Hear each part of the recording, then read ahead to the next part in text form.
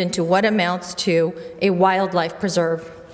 In his book, Green Gone Wild, Elevating Nature Above Human Rights, Dave Sterling tells the story of how modern environmentalism became the juggernaut, the political force it is today.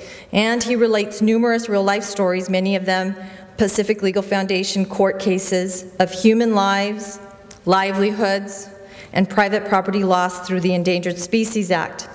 And a classic example of the Endangered Species Act horror story is occurring right now in California. Since Harry Truman was president and Pat Brown was governor, the federal Central Valley Water Project and California State Water Project, respectively, have transported water from Northern California through the Delta to water users living, farming, and doing business below the Delta. At the south end of the Delta, near the community of Tracy, these projects operate large pumping stations that propel the water on its long journey. Some 25 million Californians, 2/3 of the state's population, and tens of thousands of industrial and business users receive a substantial portion of the transported water, while 30% goes to irrigate more than 1 million acres of farmland. Much of it is in the Central Valley. That has made California the #1 food-producing state in the country. And for all the years that the pumps have been in operation, even including drought years, the pumps have managed to convey sufficient amounts of water to water users below the pumps without fail. That all changed in 2008. The Delta smelt is a fragile fish. It's about the size of an adult's little finger. Between 1973 and 1993, when the smelt was listed for protection under the Endangered Species Act, the tiny fish's population dropped tenfold. Despite years of work by federal and state wildlife agencies to determine the primary cause of and reverse the Delta smelt's decline, little success has been achieved. The Delta smelt's numbers are precariously low. In 2005, biological opinion in the U.S. Fish and Wildlife Service found several factors in the Delta contributing to the smelt's long decline.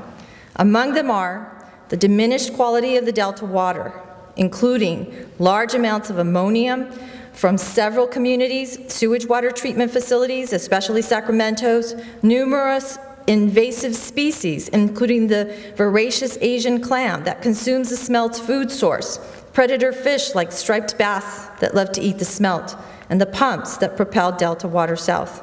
But the FWS opinion found that the pumps alone, while taking some smelt, were not killing as many as to cause the smelt's extinction. Exclusionist organizations, including the Natural Resource Defense Council, challenged that FWS opinion in federal court, the Fish and Wildlife Service's opinion in federal court, charging that the pumps were the prime culprit in the smelt's decline, in violation of the Endangered Species Act.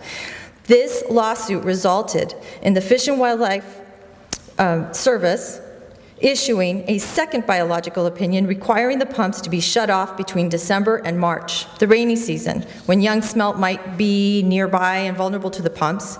And so for the past 2 years, from 2008 to 2009, little water has been pumped south to the Central Valley or beyond.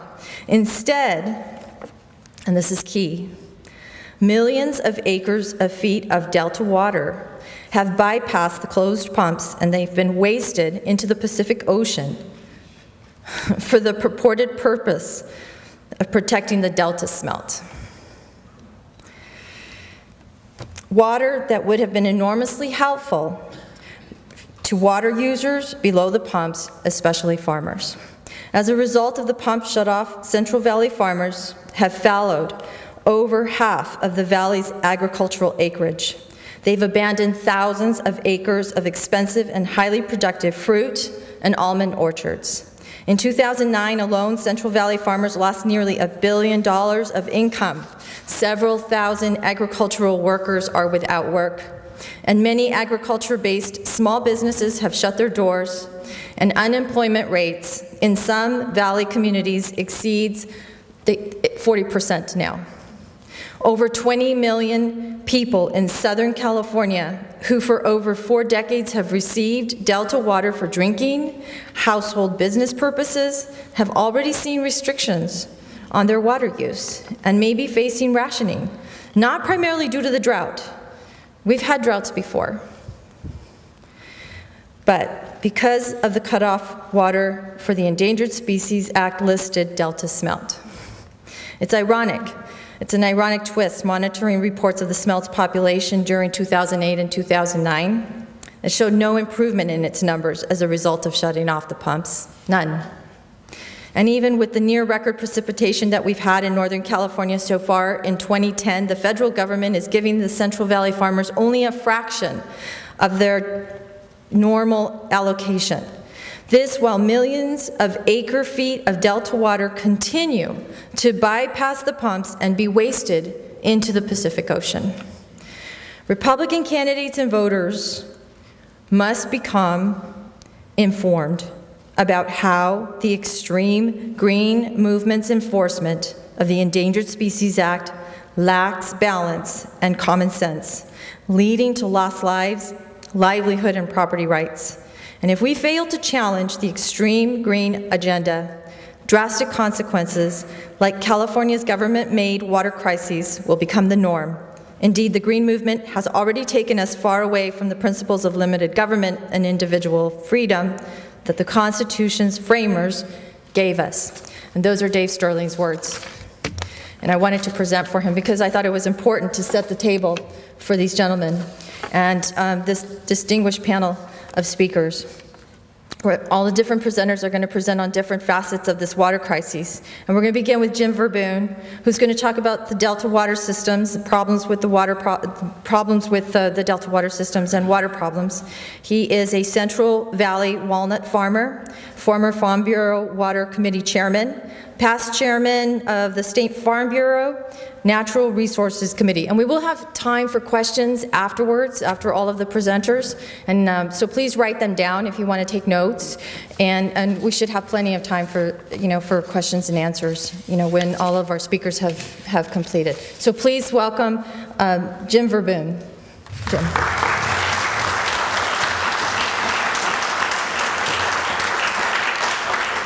See that little thing this way.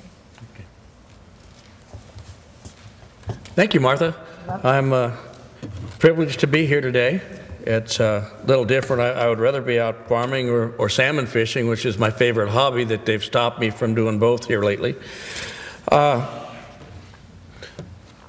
I got involved in this deal here a few years back, I was trying to figure out where Southern California started, because you hear about Southern California takes all the water of the state. Well, my research has told me that Southern California starts at Tracy, where the head of the aqueduct is, where the pumps are. The pumps that they're saying are killing the delta. It's funny that the fish are dying upstream, but they're blaming our pumps that deliver water to the San Joaquin Valley and deliver water down here. And I'm sure that all of you are very happy with the situation that your water bills have seen here in the last 4 or 5 years is a direct result of those pumps being curtailed.